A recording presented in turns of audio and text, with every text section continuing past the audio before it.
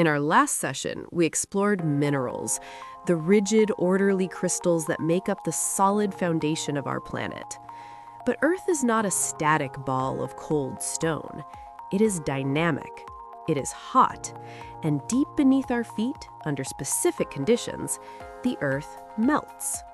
Today, we are telling the story of igneous rocks. The word igneous comes from the Latin for fire. These are the rocks formed by the cooling and crystallization of molten liquid. This liquid is called magma. It is a complex mixture of liquid melt, solid crystals, and dissolved gases. When it stays trapped deep underground, we call it magma. But if it breaks through the crust and erupts onto the surface, it earns the name lava. Whether it explodes from a volcano or cools slowly in a subterranean chamber, the journey of magma determines the very shape of our continents. Chapter 1. The Recipes of Magma. Not all magmas are created equal. Just like cooking, the outcome depends on the ingredients. The chemistry of magma is controlled by the most abundant elements in the Earth, specifically silica, SiO2. We classify magmas into 3 distinct families based on how much silica they hold.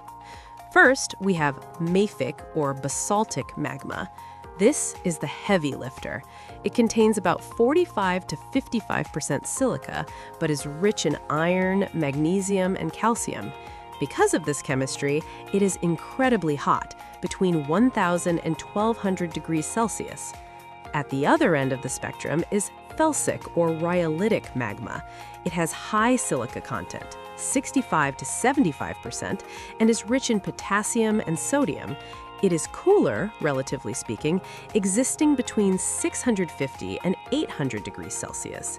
Sitting in the middle is intermediate or andesitic magma, which bridges the gap. Why does this chemistry matter? Because of viscosity. Viscosity is the resistance to flow. Think of mafic magma like warm syrup. It has low viscosity and flows easily. This is because it is hot and has less silica. Felsic magma, however, is sticky and thick. Its high silica content and lower temperature give it high viscosity. This stickiness is dangerous. Thick magma traps gas bubbles, mostly water vapor and carbon dioxide, leading to massive pressure buildups and explosive eruptions. The rule is simple. More silica, thicker magma, equals more explosive eruptions. Chapter 2. The origin story. How rock melts. Now, we must correct a major misunderstanding. Many people think the Earth's mantle is a giant ocean of liquid magma. It is not. With the exception of the outer core, the Earth is almost entirely solid. So, how do we get magma? We have to force the solid Earth to melt. This happens in 3 specific ways. Method 1 is decompression melting.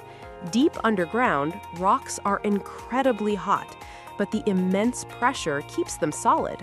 If that rock rises quickly toward the surface, perhaps at a mid-ocean ridge or a hot spot, the pressure drops. The rock stays hot, but without that crushing pressure, it crosses the melting threshold and turns to liquid. Method 2 is flux melting. This happens where tectonic plates collide. As an oceanic plate sinks, it releases water trapped in its minerals. This water rises into the hot mantle above. Just as salt lowers the melting point of ice on your driveway, water lowers the melting temperature of rock. The solid mantle suddenly melts, creating magma. Method 3 is simply heat transfer. Sometimes very hot basaltic magma rises from the mantle and pools at the base of the continental crust. It acts like a stove burner, transferring so much heat that the crustal rock above it begins to melt. Chapter 3. Evolution of the melt. Once magma is formed, it doesn't stay the same, it evolves.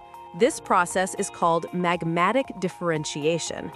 Imagine a magma chamber cooling down. It doesn't freeze all at once. It freezes over a range of temperatures.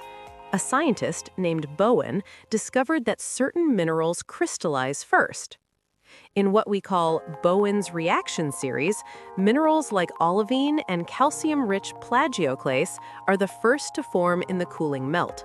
If these heavy crystals sink to the bottom of the chamber, they are removed from the liquid. This is called fractional crystallization. By removing the iron and magnesium in those early crystals, the remaining liquid becomes richer in silica. Through this process, nature can transform a mafic magma into a felsic one. The magma can also change by assimilation, literally melting and absorbing the surrounding wall rock as it rises, or by mixing with a completely different body of magma. Eventually, the magma solidifies into rock. The appearance of that rock, its texture, tells us the story of how fast it cooled. If magma erupts as lava on the surface, it cools rapidly.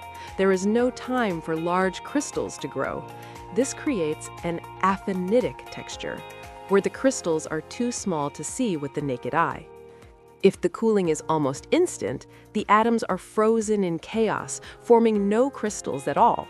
This creates obsidian, or volcanic glass.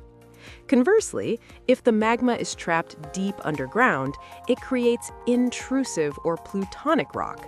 Here, surrounded by warm, insulating rock, it cools slowly over thousands or millions of years. This allows atoms to migrate and form large, visible, interlocking crystals. This is a phaneritic texture, characteristic of rocks like granite and gabbro. Sometimes, a rock begins cooling slowly deep underground, growing large crystals, and then is suddenly erupted to the surface, where the rest of the liquid freezes quickly. The result is a porphyritic texture, large crystals, called phenocrysts, floating in a fine-grained background. Chapter 5. The Architecture of Intrusion. Magma that freezes underground builds massive structures called plutons. Sometimes the magma squeezes into vertical fractures, cutting across the existing rock layers. We call this a dike. Other times, it squeezes between layers of rock, pushing them apart horizontally. This is a sill. If a sill bulges upward, lifting the rock above it into a dome, it is called a laccolith. And when countless plutons merge together to form a massive body of granitic rock over hundreds of kilometers, we call it a batholith. These are the cores of ancient mountains, only revealed to us after millions of years of erosion strip away the overlying rock. Chapter 6. The Violence of Extrusion. While intrusive rocks cool slowly in the quiet dark of the crust, some magma forces its way to the surface. When it breaches the crust, it enters the extrusive environment. Here, the rules change entirely. The cooling process accelerates from centuries to seconds, and the pressure drops instantly. This transition creates a volcano, but not all volcanoes behave the same way.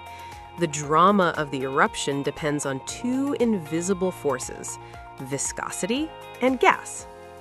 If the magma is basaltic, hot and runny with low gas content, the eruption is usually non-explosive. The gas escapes easily, creating fire fountains and rivers of lava that flow across the land. But if the magma is andesitic or rhyolitic, sticky, cool, and rich in gas, the result is violent. As the magma rises, the pressure drops, and the gas bubbles trapped inside try to expand. Because the magma is so viscous, the gas cannot escape. Instead, the pressure builds until they burst.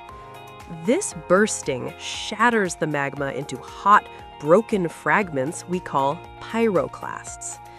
This cloud of gas and ash, known as tephra, can blast upward into an eruption column reaching 45 kilometers into the atmosphere. Sometimes this column collapses under its own weight. It creates a pyroclastic flow, an avalanche of superheated gas and ash rushing down the volcano's flank at high speeds. This is the most dangerous event in volcanology. When these deposits settle and weld together, they form a rock called ignimbrite.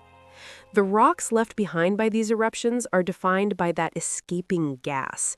If a frothy, rhyolitic magma cools instantly, it freezes the bubbles in place, creating pumice. This rock is so full of holes, or vesicles, that it is lighter than water. In basaltic lavas, gas bubbles can leave the rock looking like Swiss cheese. We call this a vesicular texture. Over millions of years, groundwater may flow through these rocks, precipitating minerals like calcite or quartz into those empty holes. These filled cavities are called amygdules, and the rock becomes an amygdular basalt. Finally, when the loose ash and tephra fall from the sky and are cemented together, they form a pyroclastic rock, often called tuff. These rocks are the permanent records of the atmosphere's violent interaction with the deep Earth. Chapter 7: Global Context and Conclusion. We find these igneous rocks in specific tectonic neighborhoods. At divergent boundaries, like the mid-ocean ridges, decompression melting creates the basaltic floor of our oceans.